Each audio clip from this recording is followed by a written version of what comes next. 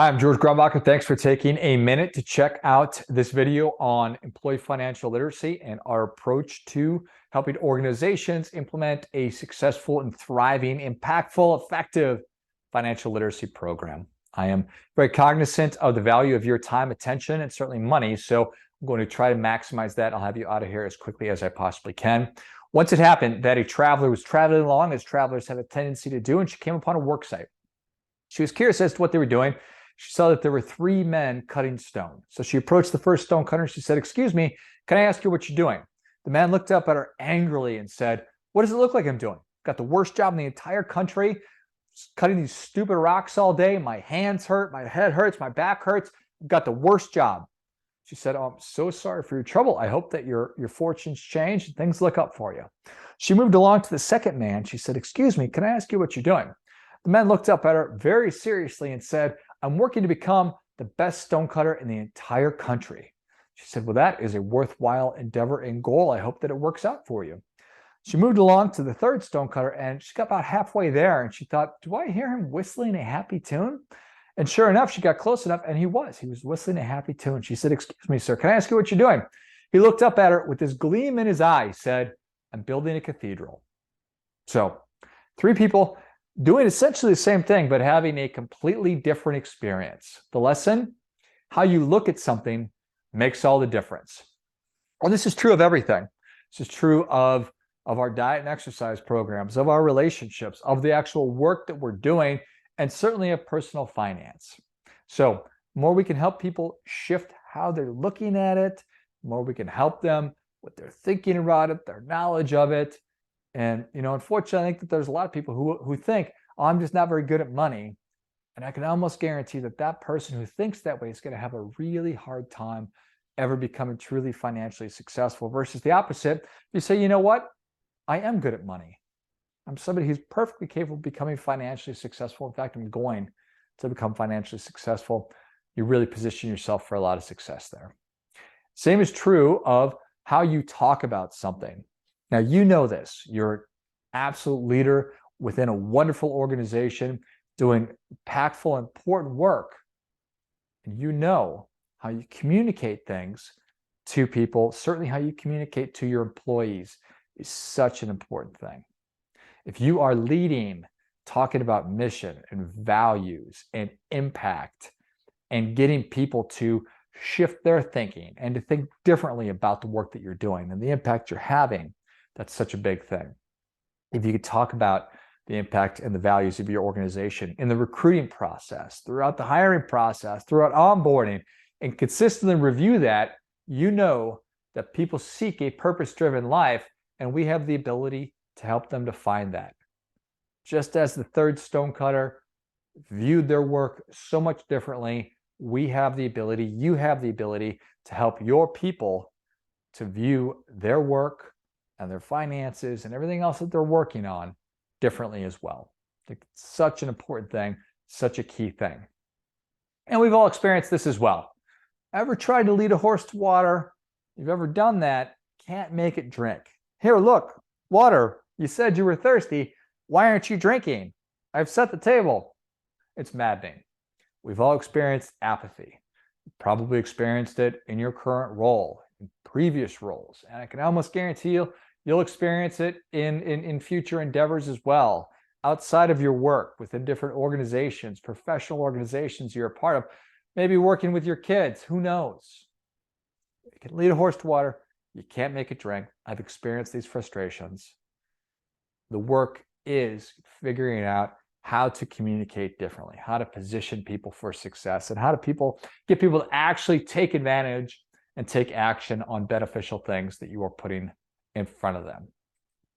We've got a lot of problems. Got a ton of problems. Americans are struggling with money. My work is focused on, the majority of my work is focused on helping people change behaviors. When you've worked with 401k plans as long as I have, you just recognize that people need a lot more help than they're getting. So, reality is, 2/3 of us are living paycheck to paycheck. That essentially means we're broke. Vast majority of us have less than $500 saved in case of an emergency. which means when we do have an emergency, we're putting on a credit card or we're having to tap into family, talk to family about getting bailed out. We're not saving nearly enough. We're just not doing the things that we need to with money. Also the problem, and I assert this is one of the biggest problems that we as Americans struggle with money and struggle financially, because the education we receive is most commonly delivered by the providers of the product of the thing. And that is an absolute flaw. It's a problem. It's broken. Would you take your health advice from a pharmaceutical company? Probably not. I hope not. Would you take diet and health advice from a chocolate company or a candy company? Probably not. You probably wouldn't do that. It's not a good idea. So why are we taking financial advice and getting all of our financial resources and learning and literacy from the financial company that's providing the financial thing? The most obvious example is the 401k, or the financial wellness we get is provided by our 401k company. It's just misaligned incentives all over the place. And you take that one step further, those presentations just aren't very good for the most part. They're uninspired. They are vapid. They just don't move the needle. People dread going to them, so they don't do it. So that's not inspiring action. That's not helping people to change behavior. So that's a problem. And that I'm calling it out. I recognize you can maybe view that as self-serving, but think about it. And I think that you will eventually agree with me if you don't immediately, or don't. Either way. I've been at this for over 20 years, going on 25 years as a financial advisor. I'm honored to be named to Investopedia's list of the top 100 financial advisors, many years running. I have worked for big financial companies today. I own and operate an independent financial firm, president of Money Alignment Academy. It's a financial wellness company. I'm a dad. I've got 2 kids, 1 on the way. So God willing, 3, and who knows what the future holds. I have an amazing wife who is a human resources professional, and trying to solve a lot of the problems that I am trying to solve as well. So that's enough about me. What we want, don't let me put words in your mouth, thoughts in your head. I think that we all want happy, healthy, engaged employees. The more you can help your employees to become financially successful, that gives them financial security, financial peace of mind. That touches and impacts every aspect of our lives in a positive way. When people are struggling financially, their minds are elsewhere. They're stressed out, and that has a huge cost. Poor financial health has a direct, expensive cost to American business and to their family lives as well. It's nothing but a bad thing. So how can we help these people? The behavior gap that exists.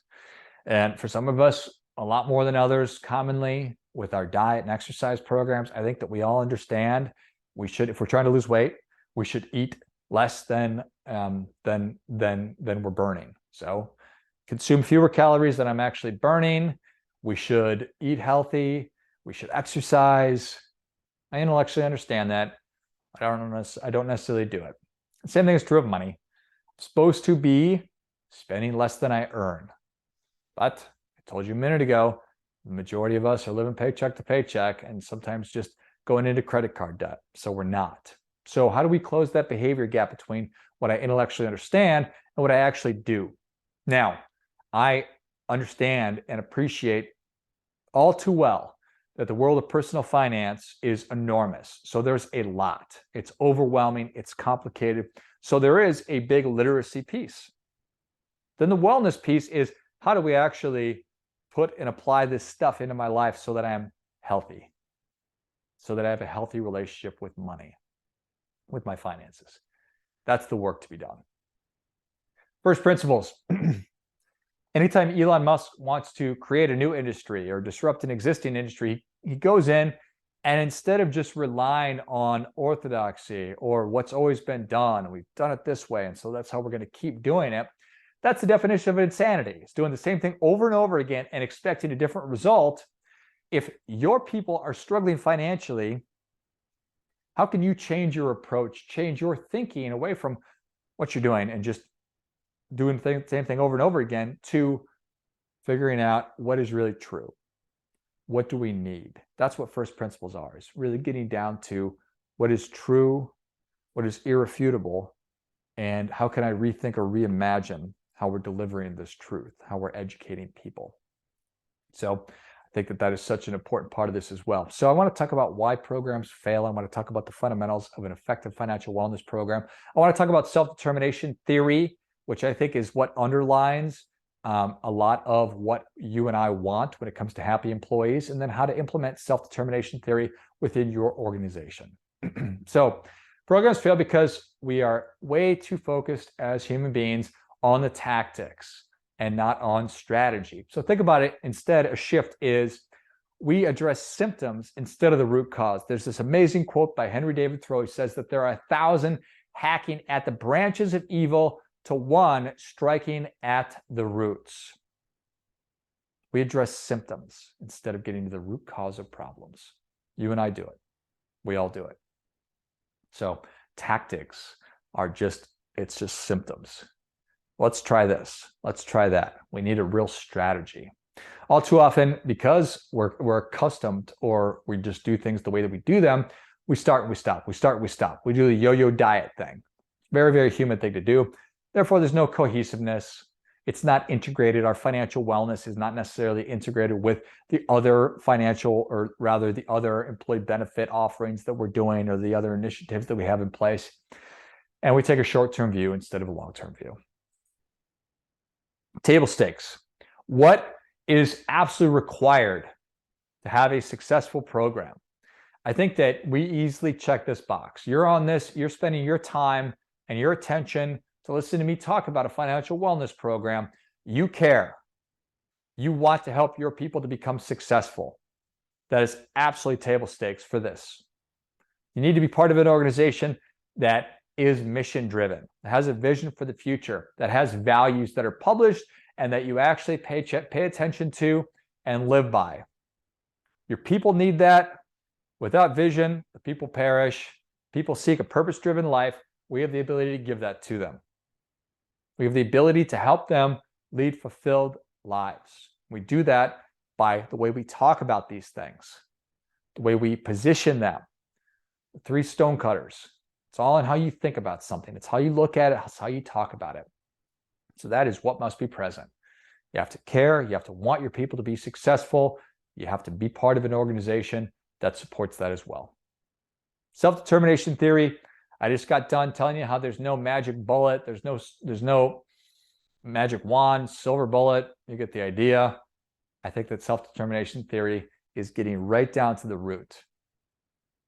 The whole idea here is, how can I help people to become more self-motivated, more self-driven? You are somebody who does not need to be told what to do.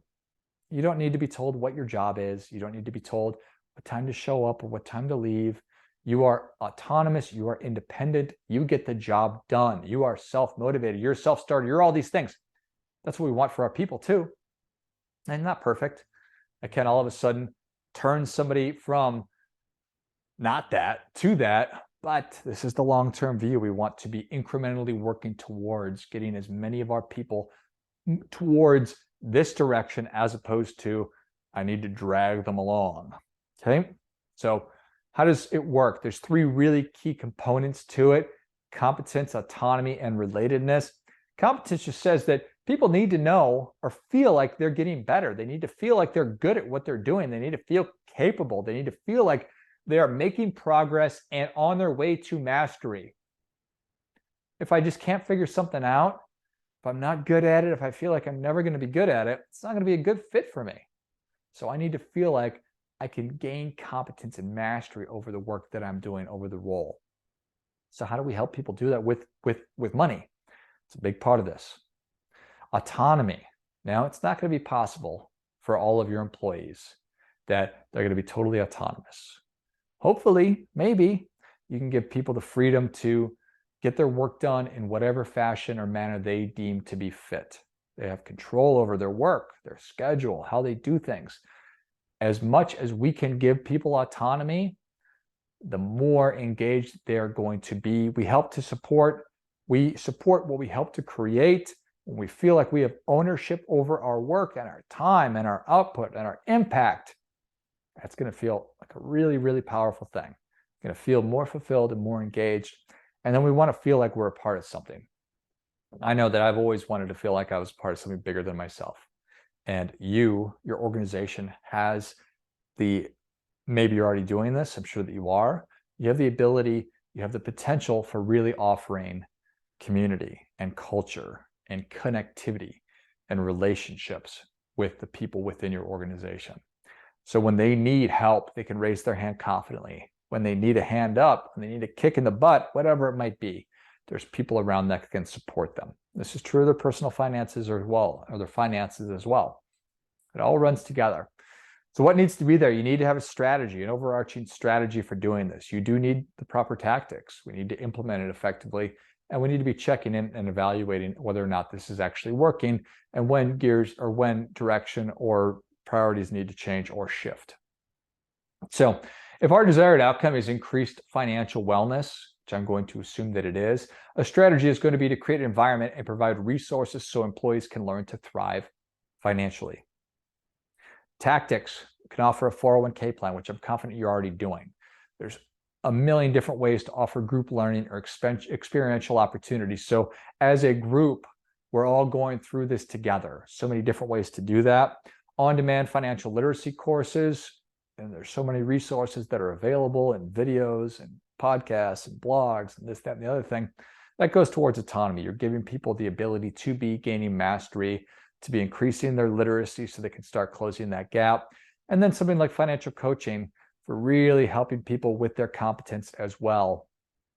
Competence and autonomy, I kind of overlap those. I think you get the idea. And there are obviously a lot more, but those are a handful of different tactics that you can utilize. And then to implement, you know that if you just offered something new and there was nobody really driving the success of it, it's probably not going to be sustainably successful, or not. It might never even get off the ground. So it's got to be somebody, a champion, who's driving it.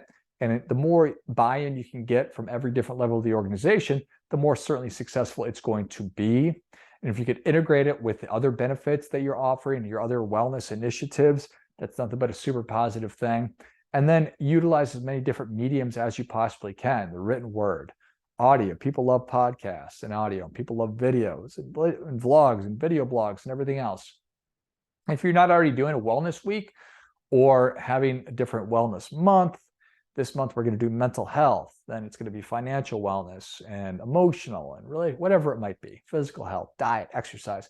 There's a never-ending number of topics that you can tackle, but certainly having a wellness week or breaking it out quarterly is a great way to be introducing these things or to be reinforcing them as well.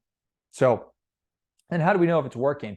It is really, really essential that you create your strategy, put tactics in place and stick to them. But when something is not working, it needs to be tweaked a little bit. You need to be reviewing these things. So tweaking it, but taking the long view that we are making a commitment towards this. And then figure out, are people actually interested in this? Are we offering the right things? Are they showing up to things? You probably have some kind of a learning management system where you can actually manage or review, check out whether or not people are actually doing this stuff. And then you can always ask. Send out anonymous surveys. This is stuff you certainly are well versed in, getting feedback and all that good stuff.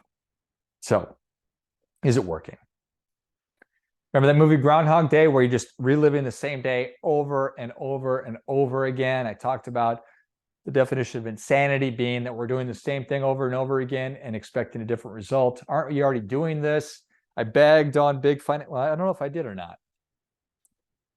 There's this movie called The Social Network. It's sort of a dramatic portrayal of the founding of Facebook. And at one point during a deposition, the Mark Zuckerberg character, who's the founder of Facebook, is getting accused by some classmates that he stole the idea for Facebook. And he got fed up with them. He stood up and said, if you were the inventors of Facebook, then you would have invented Facebook. Well, my challenge or indictment of big financial companies is that if you were capable of helping people to become financially successful, then you would have been helping people become financially successful. So, is what they are doing working? Is an alternative necessary? I don't know the answer to that. It's something that you need to think about for yourself. But question everything. Question why it is you're doing things, question where it is you're getting this advice, and whether or not people actually even want to show up to it or take part in it or not, or is it just going through the exercise, it's just checking another box, another enrollment meeting, whatever it might be. I am 100% confident that you are somebody, because again, you have invested time and attention in this, that if you walk past a pond and you saw somebody drowning, that you would help them. You would try to help them, stop them from drowning. And I also know that there are people in your organization who are drowning financially, struggling, and you are in a position to help them. And for that, I'm grateful that you are putting that you know that this is a challenge and that this is an opportunity. And I'm confident you also know that all this stuff is so time sensitive. The longer that it takes to start pursuing our financial goals and objectives, the harder they become to reach. So time is now. People need to get started. I'd love the opportunity to have a conversation with you about how I'm helping organizations to put financial wellness programs in place, how I'm helping change behaviors for the better, how I'm helping people to become financially successful, secure, find peace of mind, and get on the path to financial flourishing. Check out moneyalignmentacademy.com. It's my financial wellness platform where a lot of the stuff I've been talking about lives. Shoot me an email, george@moneyalignmentacademy.com, and I'd love to have a conversation with you about how it might fit. Thank you so much. Have a great day.